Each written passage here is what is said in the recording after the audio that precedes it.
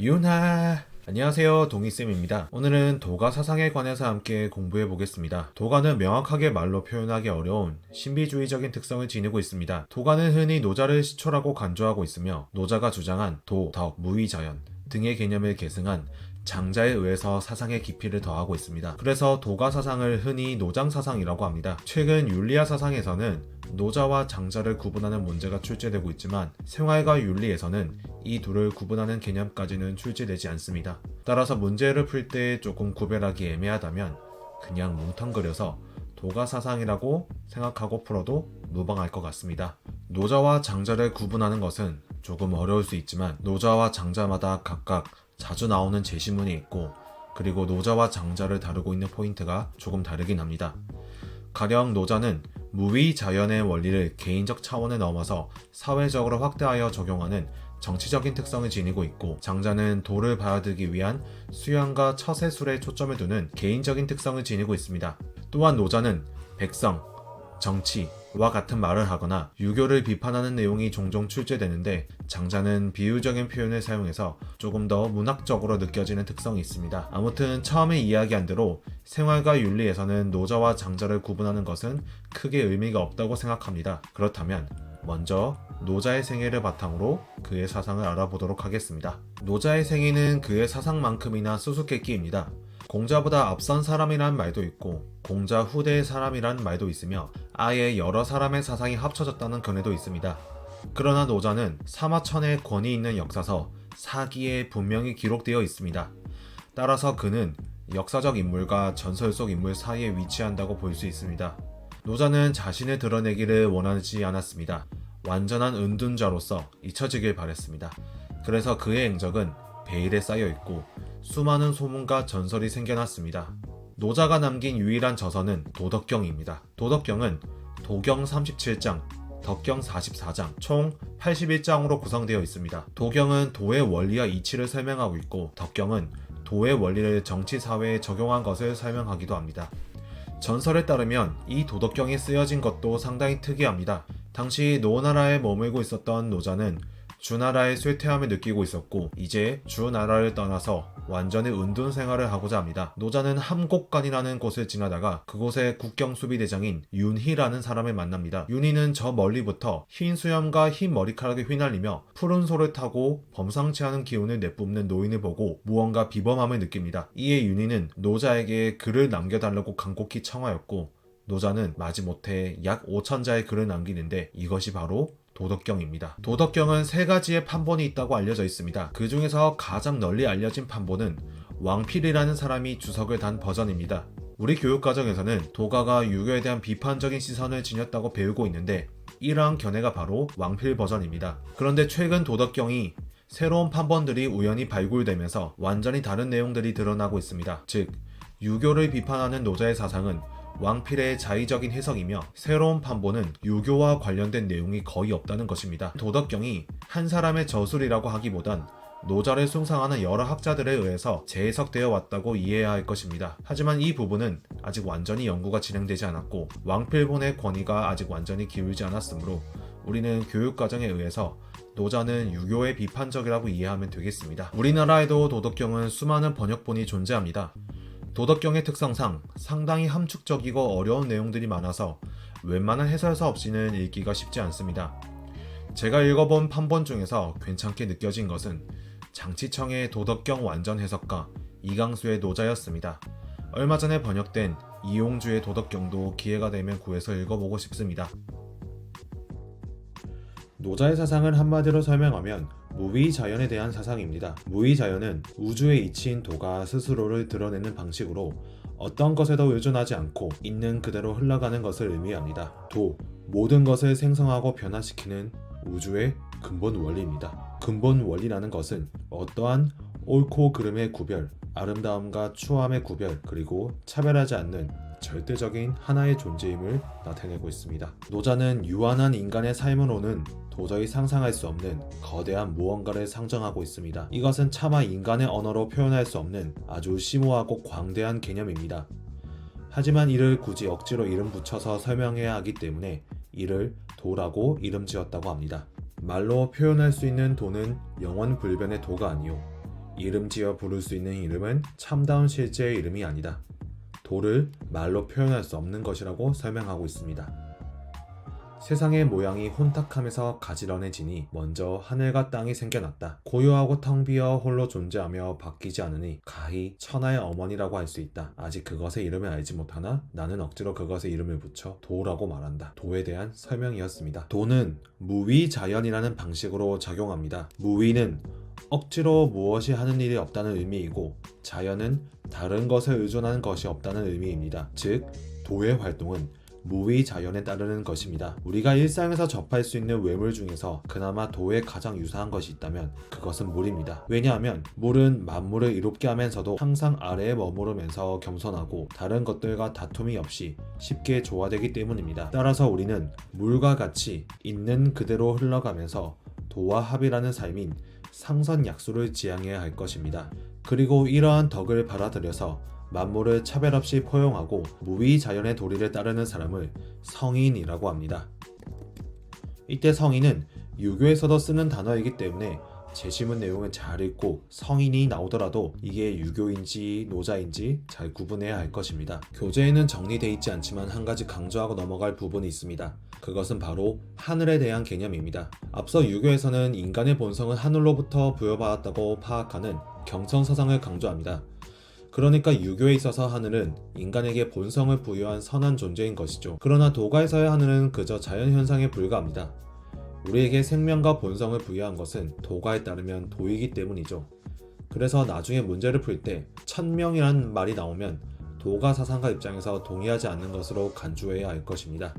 노자의 생애에서 설명했듯이 노자는 도의 원리를 정치 사회 사상으로 확대해서 적용하고자 합니다. 아무래도 도에 따라서, 즉 무위자연에 의해서 국가를 운영하려면 사람이 많은 것보다 가능하면 적은 것이 더 효율적일 것입니다.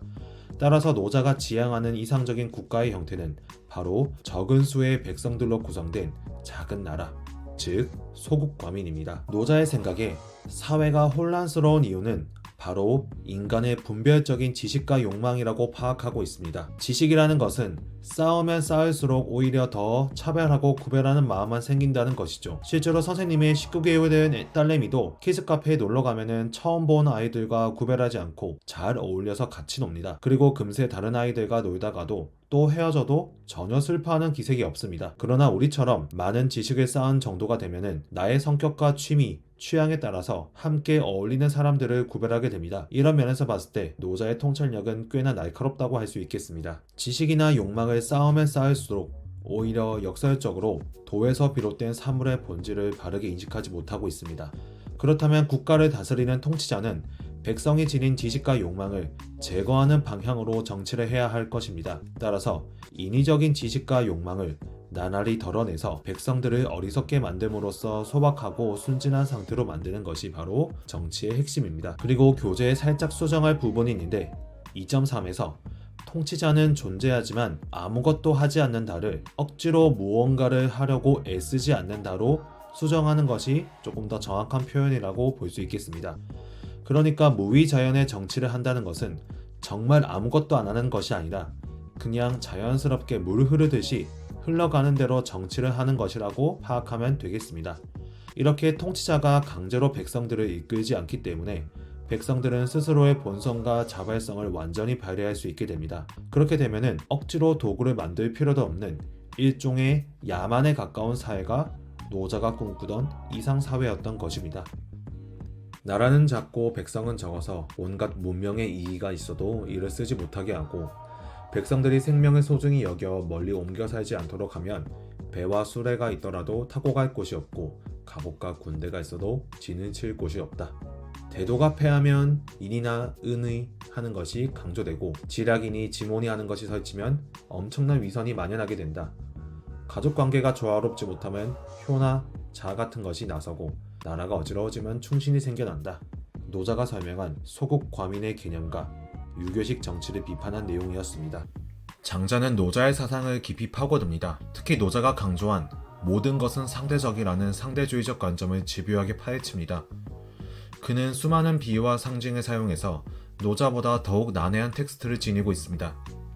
그가 사용한 유명한 비유로는 조삼모사, 호접지몽, 우모랑 개구리, 등이 있습니다. 장자의 사상은 훗날 서양에까지 전파되어 20세기의 실존주의 사상에 영향을 주기도 합니다. 저도 개인적으로 불교 바로 다음으로 좋아하는 동양 사상가가 바로 장자입니다. 노자와 마찬가지로 장자도 생애가 불분명합니다. 하지만 사마천의 역사서 사기에 장자의 행적이 기록되어 있어서 분명 실존 인물이긴 합니다. 장자에 져서 장자는 내편, 외편, 자편으로 구분됩니다. 흔히 내편은 장자의 직접적인 저작으로 알려져 있지만 외편과 자편은 장자의 제자나 그를 추종하는 후대의 사람들이 저술한 것으로 파악됩니다. 보통 우리 교육과정에서는 내편의 내용들만 다루고 있습니다. 장자는 세속적인 것들로부터 구속되지 않는 절대적인 정신적 자유를 지향합니다. 쉽게 이야기하면 몸과 마음에 어떠한 근심도 없이 완전히 자유롭고 즐겁게 사는 경지를 추구하고 있습니다. 장자의 사상에 관심이 있다면 김갑수 교수님의 장자 판본을 추천합니다. 번역도 잘 돼 있고 시원시원하게 잘 읽혀서 장자의 사상을 쉽게 이해할 수 있습니다.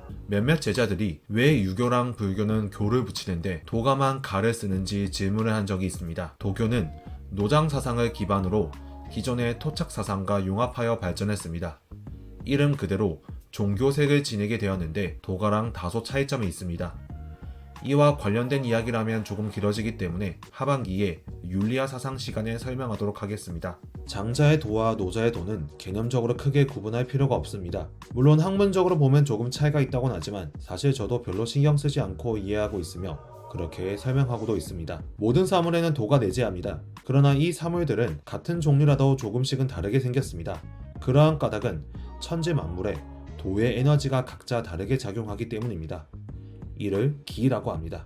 잠깐 다른 이야기를 하면 얼마 전에 돌아가신 만화 드래곤볼의 작가 토리야마 아키라는 동양 철학에도 관심이 많았습니다. 그는 자신의 작품에 기라는 개념을 넣었는데 이것이 바로 우리가 알고 있는 에너지파 같은 장풍으로 시각적으로 표현한 것입니다. 다시 본론으로 돌아오겠습니다. 도를 깨닫지 못한 평범한 일상적인 인간들은 자신이 경험한 환경에 의해서만 사물을 바라봅니다. 이를 장자는 우물한 개구리에 비유해서 식견이 좁은 어리석음을 한탄하고 있습니다. 우물한 개구리에게 바다에 관한 이야기를 해줄 수 없는 것은 자신이 머무른 곳에만 얽매여 있기 때문이다. 편견에 사로잡힌 선비에게 도에 관한 이야기를 해줄 수 없는 것은 자신이 알고 있는 교리에만 속박되어 있기 때문이다. 여기서 말하는 우물한 개구리가 바로 도를 깨닫지 못한 우리와 같은 사람들을 지칭하는 말이었던 것입니다. 장자는 도를 복잡하게 사회적 차원으로 확장하지 않고 있습니다. 그는 그저 개인적 차원에서 도를 잘 받아들이기 위한 약간 내향적인 성격을 지니고 있습니다. 장자는 재물이라는 경지를 지향하면서 세속적인 차별의식에서 벗어나 도의 관점에서 만물을 평등하게 바라보는 경지를 추구합니다. 재물의 경지에 들어서기 위한 두 가지 수양법이 있는데 그것이 바로 좌망과 심재가 있습니다. 앞서 노자가 이야기했던 지식과 욕망을 나날이 덜어내는 방법과 유사합니다. 좌망, 말 그대로 가만히 앉아서 모든 것을 잊어버립니다. 심재, 마음을 재개하다, 즉 깨끗하게 씻어내버리는 겁니다. 이렇게 마음을 씻어내버리면 언제든지 도와 하나가 될 수 있는 허정한 상태에 이를 수 있습니다. 좌망심재의 수양을 통해서 도의 관점에서 바라본다면 어떠한 대립도 사라지고 모든 것을 상대적 관점에서 이해하게 됩니다. 쓸모없어 보이는 것도 실은 유용한 것일 수 있습니다. 이처럼 자기중심적 사고에서 벗어나 완전하게 도에 따라서 살아가는 것을 무용지용이라고도 설명합니다. 무용지용은 나무에 빗대어서 설명하기도 합니다. 뿌리가 깊고 튼튼한 나무와 말라 비틀어진 나무가 있다면 우리는 흔히 뿌리가 깊은 나무가 더 가치 있다고 생각합니다. 그러나 나무 입장에서는 튼튼할수록 오히려 더 빨리 베어져 자신의 생명을 온전히 보존하지 못합니다. 이런 경우에 빼짝 마른 나무가 더 온전히 자신의 생명을 보존할 수 있는 것입니다. 이처럼 모든 가치는 상대적이기에 우물한 개구리와 같은 사고를 벗어날 것을 강조하고 있습니다. 옛날에 장주라는 사람은 꿈에서 나비가 되어 펄펄 날아다녔다. 나비는 자기가 장주라는 것을 알지 못한 채 유쾌함을 느꼈다. 갑자기 장주가 꿈을 깨니 장주의 꿈에 나비가 되었던 것인지 나비의 꿈에 장주가 되어 있는 것인지 알 수가 없었다. 호접지몽이라는 유명한 장자의 비유입니다. 영화 매트릭스에서도 다룬 내용이죠. 옛날에 원숭이를 기르던 사람이 원숭이들에게 도토리를 주면서 아침에 3개, 저녁에 4개를 주겠다라고 하자 원숭이들은 모두 화를 냈다. 그러면 아침에 4개, 저녁에 3개를 주겠다라고 하자 원숭이들은 모두 기뻐하였다. 달라진 것이 없는데도 기뻐하고 화내는 반응을 보인 것은 사실 그 둘이 같음을 알지 못하기 때문이다. 조삼모사라는 비유이죠. 이 역시 정말 유명한 비유인데 사실 평소에 쓰는 조사모사라는 조금 다른 의미입니다. 즉 도를 깨닫지 못한 사람은 원숭이와 같다는 의미입니다. 도를 마음속에 온전히 받아들인 사람은 어떠한 외물의 속박에도 구속되지 않고 완전히 자유롭게 살아갑니다. 이를 소요유라고 합니다. 소요유는 현실을 초월해서 사는 삶이 아닙니다. 세속에서 그대로 살긴 하지만 세속의 어떠한 것에도 속박당하지 않고 원하는 대로 흘러가듯이 살아가는 삶입니다. 동양화 중에서 산속에서 안빈낙도하는 신선들을 그린 그림이 있는데 바로 이러한 그림들이 소요유를 의미하는 그림이라고 볼 수 있겠습니다. 도와 완전히 하나가 되었다 하더라도 인간을 좌우하는 운명 그 자체를 바꿀 수는 없습니다. 다만 재물의 경지에 오른 사람은 운명을 거부하려고 하지 않고 있는 그대로 순응하면서 현세를 즐겁게 즐기며 살아갑니다. 끝없이 펼쳐진 들판에 그 나무를 심어놓고 옆에서 자유롭게 거닐면서 아무 하는 일 없이 지내고 그 아래에서 유유자적하면서 낮잠을 자면 되지 않겠나. 나무가 도끼로 찍힐 염려도 없고 아무도 해치지 않을 것인데 쓸모없다는 이유로 어찌 괴로워한단 말인가. 소요유를 설명한 장자의 구절이었습니다. 여기까지가 노자와 장자 사상의 기본적인 개념이었습니다. 이제 노장 사상을 조금 더 깊이 이해해보기 위해서 뒤에 있는 OX 퀴즈를 풀어보겠습니다. 첫 번째 문단 살펴보겠습니다. 억지로 무엇을 하지 않고 있는 그대로 사는 삶의 태도를 추구한다. 즉 무위자연의 삶의 태도를 추구하는 노자의 관점이었습니다. 두 번째, 사물을 올바르게 분별하는 지식을 바탕으로 자연의 흐름에 따라 살아야 한다. 뒤에 말은 맞지만 앞에 말이 틀렸죠. 사물을 올바르게 분별이 틀렸고 두 번째로는 지식도 틀렸습니다. 왜냐하면 도의 관점에서 보면은 분별하지도 않고 그리고 우리가 가지고 있는 지식도 다 빼내야 되는 것이기 때문이죠. 세 번째, 지속적인 경전 공부를 통해서 허정한 마음에 도달할 수 있다. 허정한 마음에 도달하는 것은 맞지만 경전 공부를 강조하는 것은 유교의 입장이 되겠습니다. 네 번째, 인위적인 노력을 통해서 자신의 욕구를 실현하고 선악을 가릴 수 있다. 노자와 같은 경우에는 억지로 무언가를 노력하지 않습니다. 왜냐하면 무위자연이기 때문이죠. 그리고 뒤에 있는 선악을 가릴 수 있다도 잘못되었죠. 왜냐하면 도의 관점에서 보면 선과 악도 없기 때문입니다. 다섯 번째, 도에 따라서 끊임없이 배우고 쌓는 과정을 통해서 무위에 도달할 수 있다. 도에 따르는 것도 맞고 무위에 도달하는 것도 맞지만 끊임없이 배우고 쌓는 과정이 틀렸습니다. 다음 문단 넘어가겠습니다. 인위적인 통치가 없는 소박한 사회를 지향해야 된다. 소국 과민의 사회, 노자가 동의할 내용이겠습니다. 두 번째, 예법을 통해서 본래의 자연스러운 삶으로 돌아가야 된다. 본래의 자연스러운 삶은 맞지만 예법은 유교가 강조하는 말이죠. 세 번째, 인위에 얽매이지 않고 도에 따라야 된다. 노자가 동의할 수 있는 말이 되겠습니다.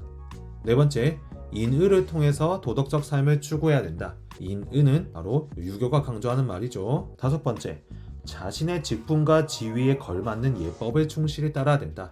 방금 강조했듯이 예법을 따르는 것은 유교의 관점이 되겠습니다. 다음 문단 넘어가겠습니다. 시비선악을 구분해서 질서를 바로 세워야 된다. 시비선악을 구분하진 않죠. 왜냐하면 도가는 아까 여러 번 강조했듯이 도의 관점에서 보면은 어떠한 것도 구분되는 것이 없기 때문입니다. 두 번째, 작위를 통해서 백성들을 소박하게 이르게 해야 된다. 틀린 부분은 작위죠. 무언가를 인위적으로 한다는 의미, 작위, 유위 이런 말들은 다 정답이 될 수 없습니다. 정답이 되기 위해서는 무위가 되어야 됩니다. 백성의 수를 늘리면 무위의 다스림을 이룰 수 있다. 백성의 수를 줄여야겠죠. 진정한 자유를 위해서 만물의 근원인 도에서 벗어나야 된다? 아니죠. 도와 가까워지거나 하나가 되어야 할 것입니다. 옳고 그름을 가릴 줄 아는 마음으로 사욕을 제거해야 된다. 욕심을 제거하는 건 맞지만 옳고 그름을 가리는 것은 잘못되었죠. 계속 여러 번 반복되고 있습니다. 다음 문단 넘어가겠습니다. 인의의 강조는 사회 혼란의 원인이 될 수 있다. 유교를 비판하는 노자의 사상이었죠. 차별하는 마음을 버려야 진리를 깨달을 수 있다. 차별하는 마음을 버리라는 것은 계속해서 반복되어 출제하고 있습니다. 다음으로 장자 문제 살펴보겠습니다. 첫 번째 문단 보죠. 세속적인 차별의식에서 벗어나 만물을 평등하게 바라봐야 된다. 이거는 장자가 얘기한 재물의 관점이죠. 두 번째, 모든 가치는 상대적이기 때문에 만물을 차별하지 말아야 된다. 역시 재물의 경지에 이르는 사람을 의미하고 있습니다. 세 번째, 인간의 삶을 주재하는 하늘의 뜻에 따라서 무위의 원리를 실천해야 된다. 틀린 부분은 인간의 삶을 주재하는 하늘의 뜻이 틀렸죠. 왜냐하면 노자뿐만이 아니고 장자는 하늘을 그냥 자연현상으로 파악하기 때문입니다. 이게 맞는 말이 되려면 하늘의 뜻을 다 지워버리고 도에 따라서 무위를 실천하라, 이런 말을 하면 되겠습니다. 조용히 앉아서 마음을 텅 비워 도와 합이라는 상태를 추구해야 된다. 좌망심재 수양을 얘기하고 있습니다. 5번째, 모든 외물의 속박에서 벗어나 만물의 타고난 모습을 있는 그대로 긍정한다. 역시 장자가 동의할 수 있는 말이겠죠. 다음 문단 들어가 보겠습니다. 자기중심적 고정관념과 선입견에서 벗어나야 한다. 재물의 경지에 이른 사람들은 이런 고정관념과 선입견을 다 벗어날 것입니다. 인을 실천하기 위해서 사욕을 극복하고자 노력해야 된다. 인을 실천하는 것은 유교 사상의 입장이죠. 틀렸습니다. 이상적 인간은 자신의 명예를 소중히 여긴다. 명예를 소중히 여기는 삶은 바로 유교가 강조하는 삶입니다. 이상적 인간은 시비를 판별해서 도를 따른다. 여러 번 강조했지만 도의 관점에서는 시비를 판별할 수 없습니다. 5번째, 이상적 인간은 하늘의 명을 도덕적 실천의 근거로 삼는다. 하늘의 명이 아니고 그냥 명이라고 하면 맞는 말이 됩니다. 그러니까 하늘만 틀린 부분이 되겠죠. 다음 문단으로 넘어가겠습니다. 이상적 인간은 모든 분별에서 벗어나 자연을 따르는 사람이다. 장자가 동의할 수 있는 말이죠. 자신을 구속하는 일체의 것을 잊어버리고 자유롭게 살아야 된다. 장자가 이야기하는 좌망에 대한 수양법이죠. 사욕을 극복하고 예로 돌아가는 삶을 지향해야 된다. 이것은 공자가 얘기한 극기복례라는 건데 유교 사상이 동의할 수 있는 말이 되겠습니다. 하늘이 부여한 순선한 본성을 따르는 삶을 살아가야 된다. 이거는 성선설에 가까운 말이겠네요. 하늘과 관련된 내용이 나왔으면은 도가는 하늘을 자연현상으로 파악한다 라고 이해해서 풀면 되겠습니다. 문제에서 엿볼 수 있듯이 분별한다, 인의를 강조한다, 자귀한다, 옳고 그름을 가린다, 하늘을 따른다와 같은 내용들이 오답선지로 주로 출제되고 있습니다. 이런 내용들만 유의한다면 도가사상과 관련된 내용은 어렵지 않게 맞출 수 있을 것입니다. 이것으로 모든 동양사상 내용을 마무리했습니다. 다음 시간에는 생활과 윤리에서 다루고 있는 기본적인 서양 사상에 관해서 알아보겠습니다. 을무론의 칸트, 아퀴나스, 공리주의의 벤담과 밀, 덕윤리의 아리스토텔레스와 맥킨타이어, 그리고 그 외에 몇몇 사상들이 있습니다. 자세한 이야기는 다음 시간에 이어서 하도록 하겠습니다. 그럼 윤바!